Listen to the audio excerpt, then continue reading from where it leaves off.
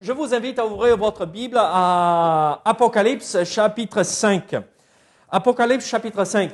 Combien d'entre vous, vous avez lu Apocalypse chapitre 5 cette semaine passée? Une bonne élève. Deux. Une partie. Très bien. Bon, on va lire le tout, d'accord, aujourd'hui. Et nous allons voir ce que le Seigneur nous dit. Nous entrons, en fait, c'est le dernier chapitre ici. Que nous allons voir avant que nous rentrons vraiment dans les événements futurs de la prophétie d'Apocalypse. Et en fait, quand je vous ai dit, n'est-ce pas, nous allons regarder les livres d'Apocalypse, certains d'entre vous, voici la réaction. Je soupçonne, ok? Oh mince alors, ça va être triste. Et on va repartir d'ici de l'église au lieu d'être encouragés. C'est la fin du monde.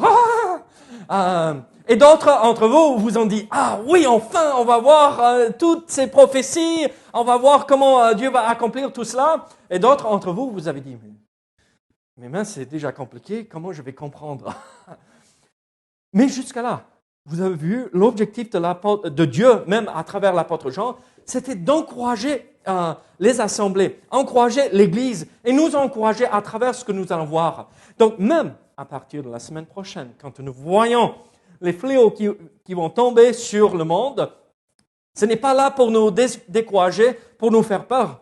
En fait, c'est là pour nous encourager, pour nous faire comprendre. Mais Dieu est assis sur son trône, il a un plan, il l'accomplira parfaitement chaque fois. Donc, à nous de se faire, comment dirais-je, de ne pas tomber dans ce piège comme nous retrouvons dans certaines églises où on frotte les mains. Regardez, Dieu va enfin juger. Non, ça nous attriste de voir tout cela.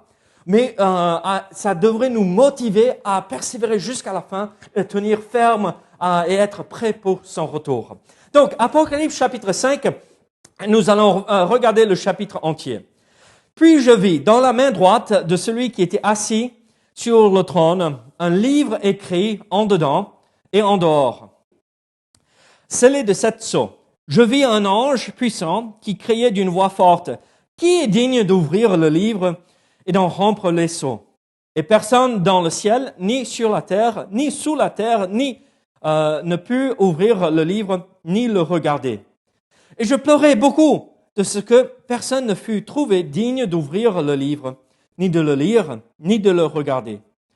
Et l'un des vieillards me dit, ne pleure point. Voici le lion de la tribu de Juda, le rejeton de David, a vaincu pour ouvrir le livre et ses 7 sceaux. Et je vis au milieu du trône et des 4 êtres vivants, et au milieu des vieillards, un agneau qui était là comme immolé. Il avait 7 cornes et 7 yeux, qui sont les 7 esprits de Dieu, envoyés par toute la terre. Il vint et il prit le livre de la main droite de celui qui était assis sur le trône. Quand il eut pris le livre, les 4 êtres vivants et les 24 vieillards se prosternèrent devant l'agneau, tenant chacun une harpe ou des coupes d'or remplies de parfums, qui sont les prières des saints. Ils chantaient un cantique nouveau, en disant, « Tu es digne de prendre le livre et d'en ouvrir les sceaux, car tu as été immolé et tu as racheté pour Dieu par ton sang des hommes de toute tribu, de toute langue, de tout peuple et de toute nation. Tu as fait d'eux un royaume et des sacrificateurs pour notre Dieu. Ils régneront sur la terre. » Je regardais et j'entendis la voix de beaucoup d'anges autour du trône et des êtres vivants et des vieillards. Et leur nombre était des myriades de myriades et de milliers de milliers. Ils disaient d'une voix forte, « L'agneau qui a été immolé est digne de recevoir la puissance, la richesse, la sagesse, la force, l'honneur, la gloire et la louange. » Et toutes les créatures qui sont dans le ciel, sur la terre, sous la terre, sur la mer, et tout ce qui s'y trouve. Je les entendis qui disaient à celui qui est assis sur le trône et à l'agneau soit la louange, l'honneur, la gloire et la force au siècle des siècles. Et les 4 êtres vivants disaient Amen. Et les vieillards se prosternèrent et adorèrent celui qui vit au siècle des siècles. Prions. Seigneur, sois avec nous ce matin, aide-nous à comprendre ce que tu veux nous enseigner, tu veux nous montrer ici. Seigneur, c'est un passage où on a du mal à se retenir en lisant ceci. On est à deux doigts d'éclater de joie et de louange, Seigneur, pour t'honorer. Seigneur, nous voulons te voir, nous voulons te contempler, nous voulons regarder à toi, Seigneur, dans notre vie. Au nom de Jésus. Amen. Vous savez ce que Caris ou Yann, un des deux, mais Caris, elle fait très souvent parce qu'elle commence à être à l'âge où elle fait ses petits jeux. Vous avez les enfants de même âge, hein, n'est-ce pas, Sylvia ou Cyril et Belinda. Papa, ferme tes yeux. J'ai une surprise pour toi. Vous connaissez ce jeu-là? Oui. Et tu sais, oh mince, alors, qu'est-ce qui me prépare?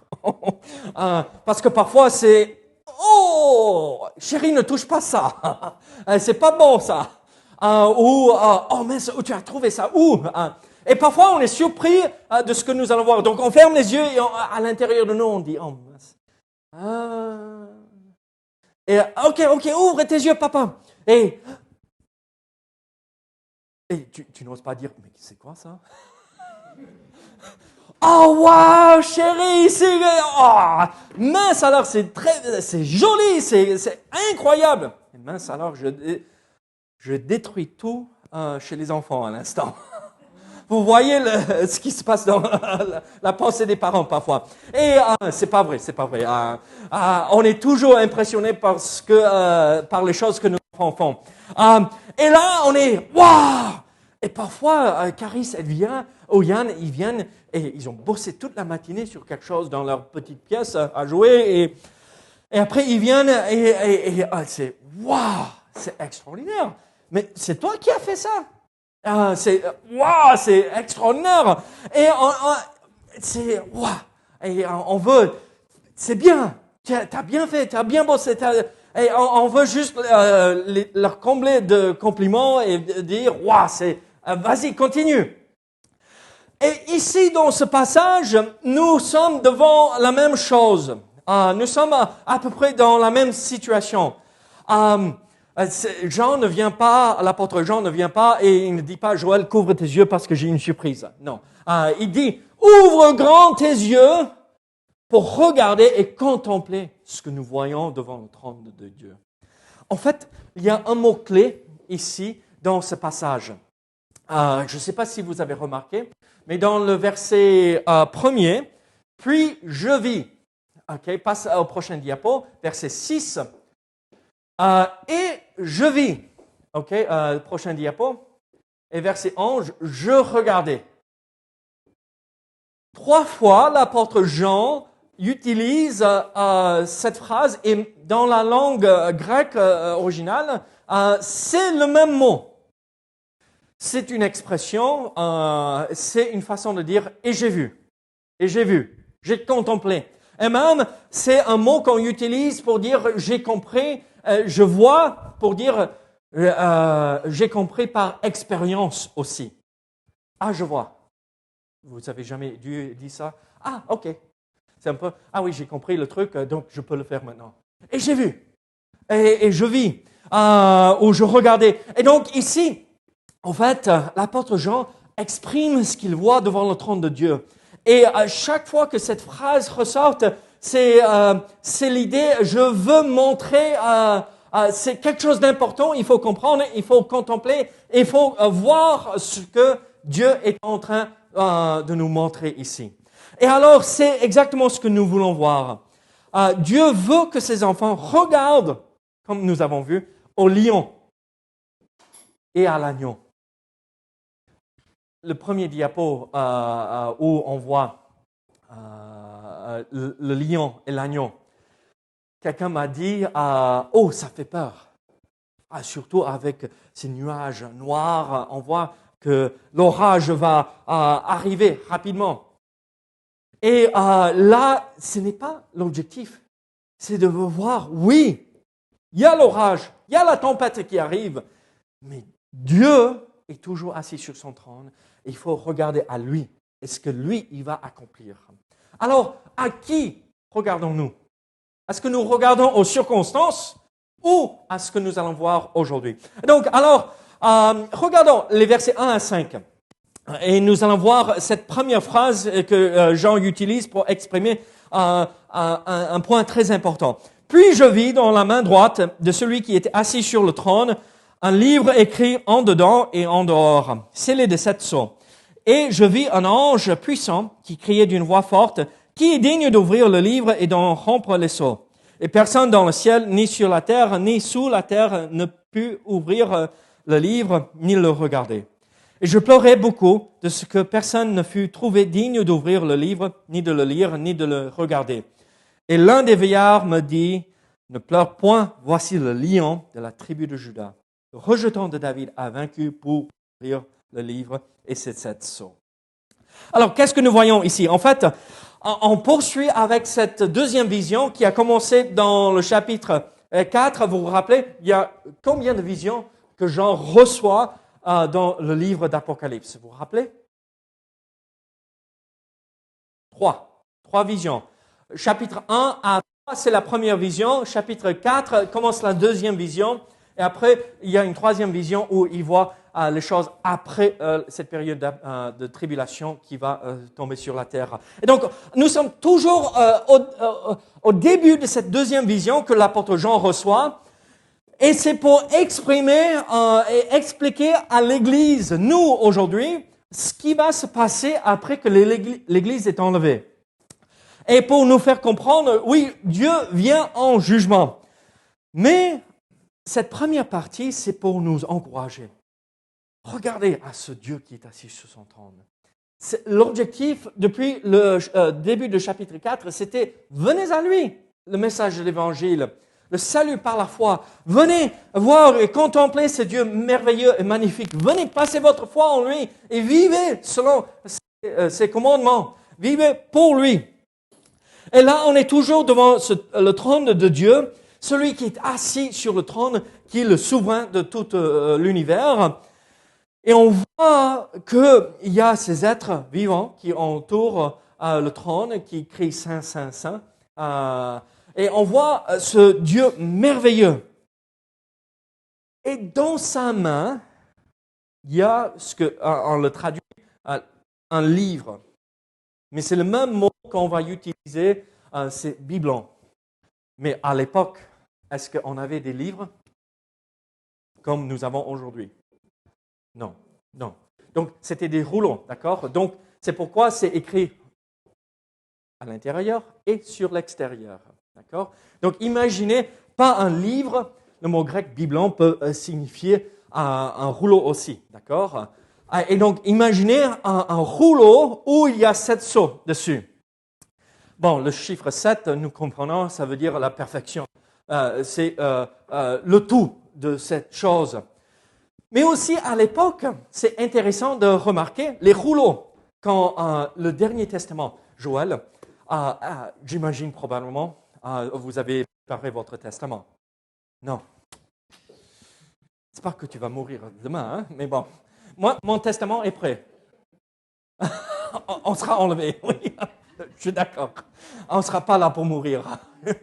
Je préfère ça. Mais, OK, chez moi, j'ai mon testament déjà de près, parce que quand on est parti des US, on s'est dit, il vaudrait mieux dire au moins à notre famille si jamais quelque chose arrive, et on n'est pas là pour leur dire. Donc, c'est sur l'étagère. Donc, allez chercher chez nous si jamais quelque chose arrive.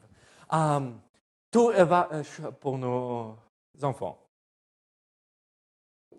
C'est normal. Oui. OK. Mais à l'époque, les testaments des Romains sur rouleau, il fallait 7 témoins. Et chacun de ces témoins, ils avaient leur propre sceau pour dire « je suis témoin de cela ». Et vous savez comment on fait où on faisait à l'époque, quand il y avait les décrets du roi, il y avait les sceaux avec la cire, mais aussi le ruban qui fermait et on ouvrait, et le ruban ou un morceau de tissu passé par la cire pour bien fermer, que ça n'a pas été modifié. Hein, d'accord? Et c'est ce qui se passait à l'époque. Ici, l'image, quand les églises, là, en Asie mineure, ils ont reçu le livre d'Apocalypse, et quand on voit ce livre, ce rouleau avec les 7 sceaux, immédiatement, on sait de quoi on parle. Pour nous, on dit, bon, un livre avec 7 sceaux. Ça ne veut rien dire.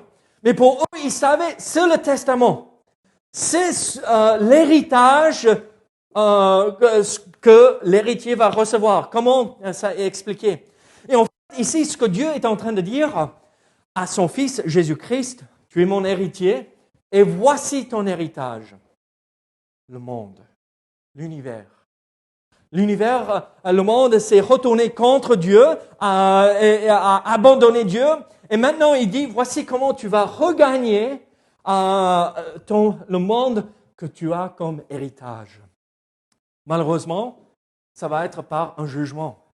Mais c'est pour rattraper les choses, pour remettre les choses comme il a voulu depuis le départ.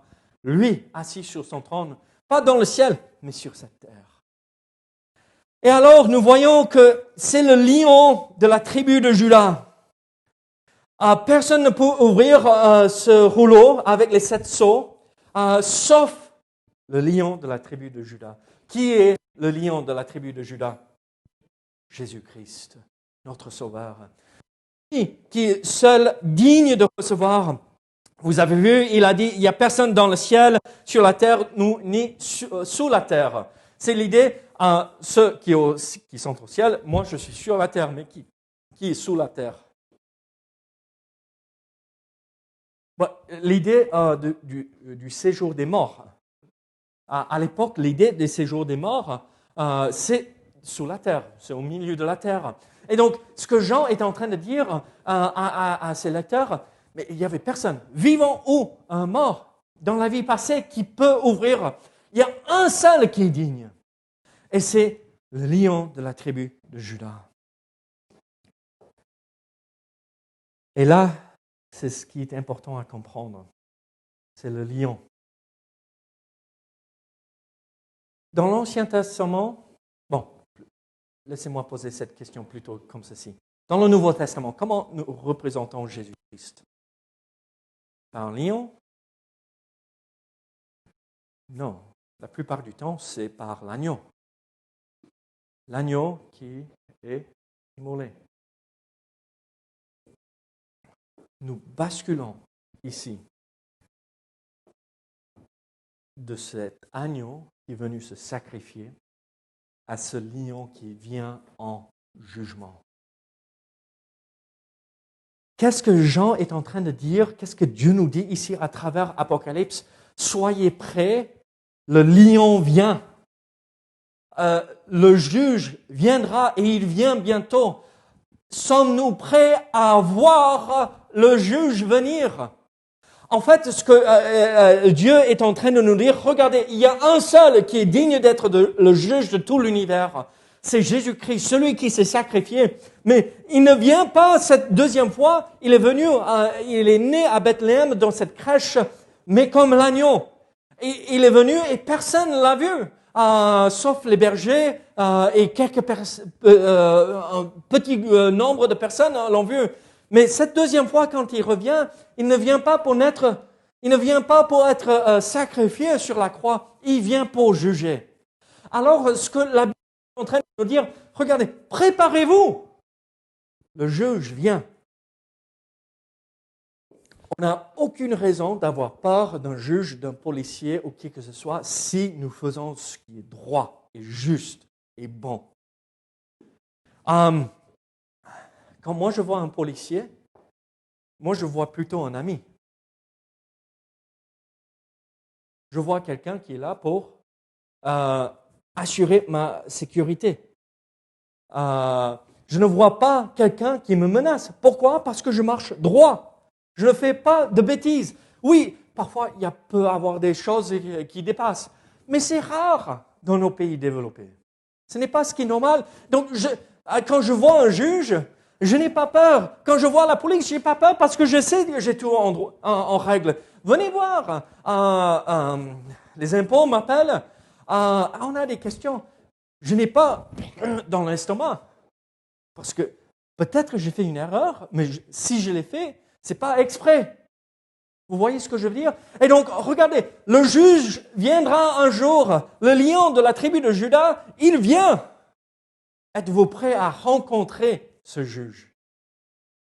Il vient, il sera votre avocat, celui qui vous défend ou celui qui vous juge et qui vous condamne. Est-ce que vous êtes prêts à voir, je vis, à voir ce juge? Il continue en verset 6 avec ceci. Et je vis au milieu du trône des 4 êtres vivants et au milieu des 1000 vieillards un agneau qui était là comme immolé. Il avait 7 cornes et 7 yeux, qui sont les 7 esprits de Dieu envoyés par toute la terre. Il vint et il prit le livre de la main droite de celui qui est assis sur le trône. Et quand il eut pris le livre, les 4 êtres vivants et les 24 vieillards se prosternèrent devant l'agneau, tenant chacun une harpe et des coupes d'or remplies de parfums, qui sont les prières des saints. Ils chantaient un cantique nouveau en disant, « Tu es digne de prendre le livre et d'en ouvrir les sceaux, car tu as été immolé et tu as racheté pour Dieu par ton sang des hommes de toute tribu, de toute langue, de tout peuple et toute nation. Tu as fait d'eux un royaume et des sacrificateurs pour notre Dieu. Ils régneront sur la terre. » Alors, nous voyons que le juge vient, le lion de la tribu de Juda. Mais aussi, nous voyons que ce lion, il est aussi l'agneau. Il est l'agneau qui a été sacrifié. Et ici, il faut regarder à l'agneau. Moi, je ne sais pas comment le dire plus clairement que ceci. Pour être prêt à rencontrer le juge, il faut rencontrer l'agneau en premier. Il faut voir Jésus et avoir une relation avec celui qui s'est sacrifié pour vous et moi. Il faut placer sa foi en Jésus-Christ. Alors, qu'est-ce qui se passe ici? Là, du milieu du trône où il y avait les 4 êtres vivants et les 24 vieillards, les 12 représentants, les patriarches des tribus d'Israël, et les 12 apôtres, ils sont là. Donc tout le peuple de Dieu est représenté par eux. Ils sont là et ils voient l'agneau venir et ils éclatent en louange, en joie, en adoration. Et ils prennent le livre. Et qu'est-ce qui se passe? Ils adorent Dieu. Regardez comment l'agneau est représenté. Il est celui qui a été immolé. Il veut dire sacrifié. Moïse, t'es parfait? Mais vous avez échoué là. Vous n'avez pas un enfant parfait? Non. Moïse, suis-je parfait? Ah, mais il répond trop rapidement là. Hein? Moïse, quand même, on est ensemble, non? Étienne, tu es parfait? Thomas, je suis parfait? Il rigole même à ça. Il ne faudrait même pas poser la question. Paul, mon ami, Paul! Ah! Et on voit qu'il n'est pas parfait parce qu'il vient de raconter un mensonge. Regardez, personne n'est parfait. Personne n'est parfait. Un seul péché nous condamne et nous sépare de Dieu. Et moi, je veux connaître Dieu, je veux avoir une relation avec lui. Comment puis-je avoir une relation quand tout est brisé à cause d'un seul péché? L'agneau immolé. L'agneau qui s'est sacrifié sur la croix. L'agneau qui a versé son sang. L'agneau qui est le souverain de tout l'univers. Avez-vous regardé à cet agneau comme celui qui vous sauve? Pas juste comprendre et regarder qu'il est le juge. Oui, il est le juge. Mais il est celui aussi qui pardonne et qui nous lave de nos péchés, qui nous purifie et qui nous remet sur nos pieds pour que nous puissions marcher droit sur cette terre avec lui. Oui, il est le juge, mais il est aussi celui qui pardonne, l'agneau. Et regardez comment il est décrit. Il est celui qui s'est sacrifié pour le péché. Il a les 7 cornes. Ça fait un peu bizarre de voir un agneau avec 7 cornes, n'est-ce pas? Mais rappelez-vous que c'est imagé, d'accord? Donc Jean essaye de faire de son mieux. Est-ce que Dieu a créé quoi que ce soit qui est moche, qui n'est pas joli? Non. Moi, je vois ça et je dis, cette corne, cet yeux, c'est un truc bizarre. Non, mais imaginez quelque chose de... Waouh! C'est magnifique. Donc, c'est ça ce qu'il faut avoir en tête et en vue. C'est des créatures, les 4 êtres vivants, c'est des créatures extraordinaires, magnifiques. Et aussi ici, un agneau avec 7 cornes, c'est quelque chose de beau, même si on ne le comprend pas. Et les cornes, vous savez ce que les cornes à l'époque représentaient? Là, comme Moïse, braqué, ou Godwin. Fort, on peut porter sur le dos 300 kilos sans même... Jésus-Christ est celui qui s'est sacrifié sur la croix, mais il reste toujours le Tout-Puissant. Même s'il a donné sa vie, il est le Dieu Tout-Puissant. Venez à lui, regardez à lui pour le salut. Il est celui qui a les 7 yeux, qui sont les 7 esprits de Dieu. Mais il a les 7 yeux, il voit tout, il sait tout, il est omniscient. Il comprend chaque petit détail de votre vie. Cette chose que vous avez cachée de cette semaine, il l'a vue. Mais il le voit, mais il vient, il dit, je suis prêt à te pardonner si tu viens par la repentance. Mais les 7 esprits qui parcourent la terre entière, encore c'est le Saint-Esprit, les 7 esprits, vous vous rappelez, mais qui vont partout dans le monde entier, c'est l'omniprésence. Il est omnipotent, omniscient et omniprésent. Toujours là avec chacun de nous, partout. Et vous voyez le résultat de cela? Qu'est-ce qu'il a fait? Il a sauvé le monde entier. Regardez à partir du verset 9. Il chantait un cantique nouveau en disant, tu es digne de prendre le livre et d'en ouvrir les sceaux, car tu as été immolé et tu as racheté pour Dieu, par ton sang, des hommes de toute tribu, de toute langue, de tout peuple et de toute nation. Tu as fait d'eux un royaume et des sacrificateurs pour notre Dieu. Ils régneront sur la terre. Regardez, le Tout-Puissant, l'Omniscient, l'Omniprésent s'est sacrifié afin de racheter chacun de nous. On est dans une petite ville, au fin fond du Comminges, et nous voyons l'accomplissement de ces versets à partir du verset 9, ici parmi nous. On a des gens d'Afrique, on a des Anglais, on a des Français, on a des Américains, on a des Sud-Américains, on a des voyageurs, on a des gens de Roumanie. Mais regardez, on est multinational. Et qu'est-ce qui nous unit? Cet agneau immolé. Est-ce que vous connaissez personnellement cet agneau? Il vient en juge un jour. Est-ce que vous allez le rencontrer en étant content de voir votre Sauveur venir? Ou est-ce que vous aurez peur de voir ce juge venir? C'est tout simple. Venez placer votre foi en lui. Il vous sauve. Il vous pardonne. Nous voyons la troisième chose qu'il faut regarder. Il faut regarder à ce lion de la tribu de Juda. Il faut regarder à l'agneau immolé qui s'est sacrifié. Mais regardez à partir de verset 11. Il faut regarder comment nous vivons notre vie. Regardez verset 11. Je regardais et j'entendis la voix de beaucoup d'anges autour du trône et des êtres vivants et des vieillards. Et leur nombre était des myriades de myriades et des milliers de milliers. Qu'est-ce qui se passe là? Là, l'agneau prend le livre. Il est celui qui a l'autorité. Il est le roi des rois. Il est le Seigneur des seigneurs. Il viendra en jugement, mais en premier, il veut qu'on soit, on le reconnaît, on le voit comme notre sauveur, comme l'agneau immolé. Mais après avoir placé notre foi en Jésus-Christ, il faut voir comment nous vivons.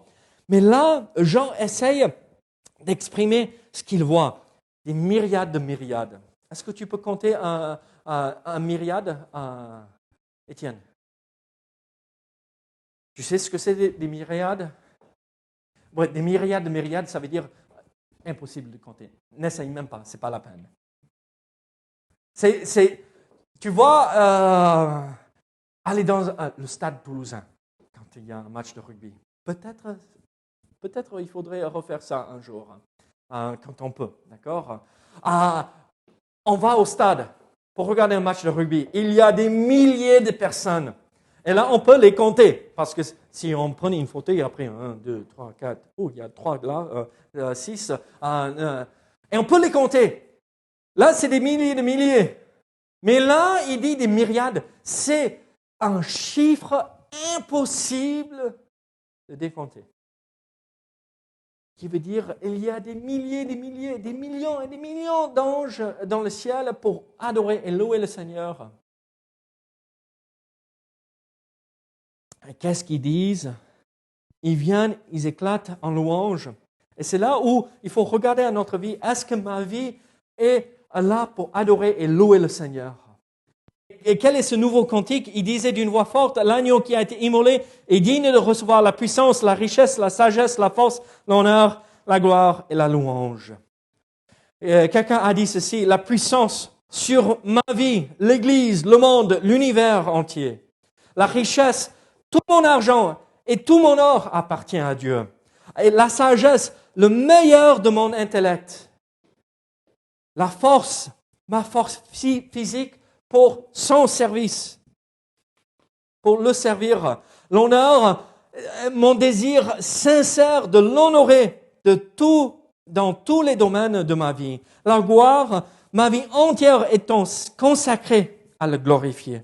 Et la louange, toute ma louange doit lui revenir. Ça, c'est la vie chrétienne. Il faut se tendre vers cet objectif. C'est ça qui résume bien ce que je dois vivre dans ma vie. Il faut que je le voie comme le lion. Mais pour me préparer pour le voir comme le lion, il faut le voir comme l'agneau.